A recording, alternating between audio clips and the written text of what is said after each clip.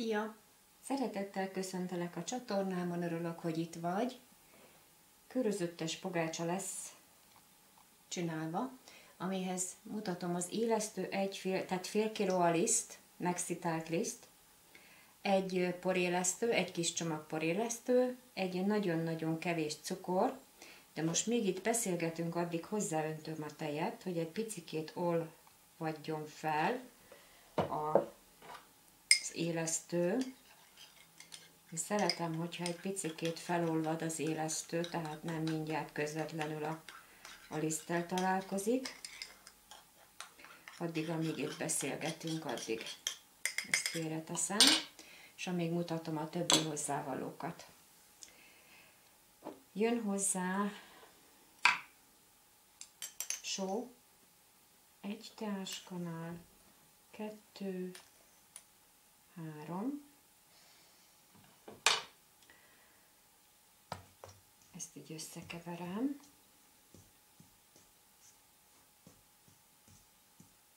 tízdek a vaj,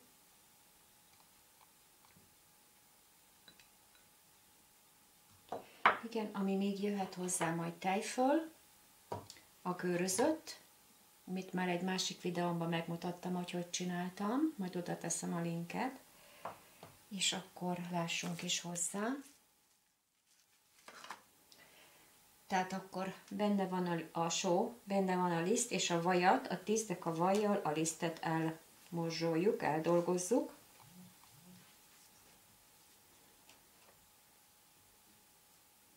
A legjobb, ha szobahőmérsékletű a vaj.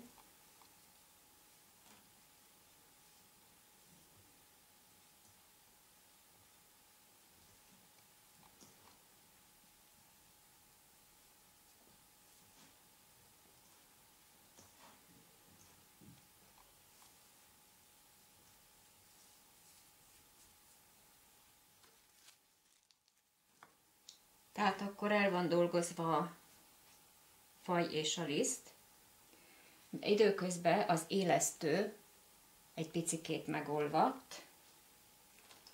Ezt ide belerakom.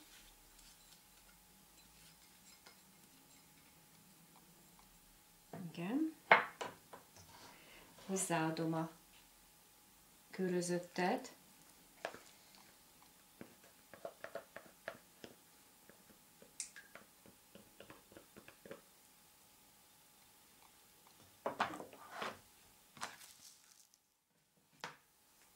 És akkor ezeket az anyagokat megpróbálom így összeállítani.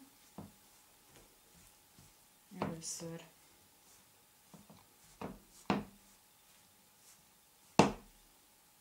adok hozzá tejet.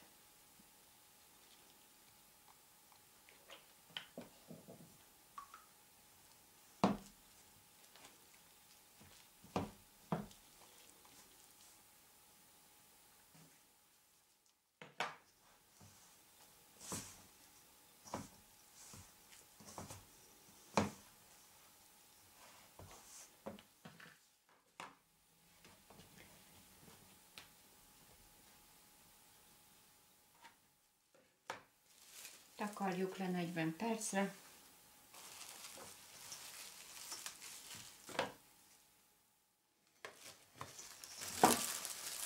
Megkelt a tészta. A tetejére fogok tenni tojást.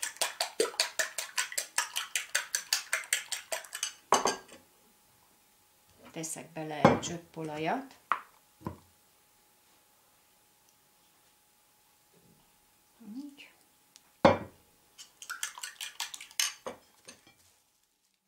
Pogácsa szaggató.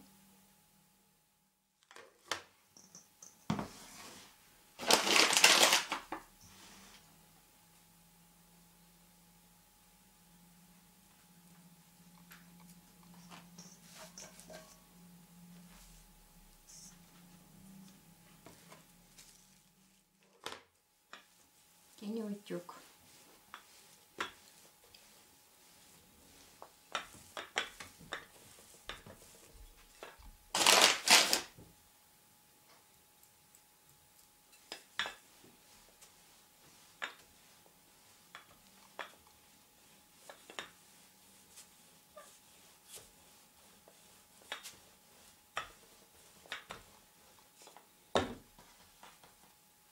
nagyjából ilyen.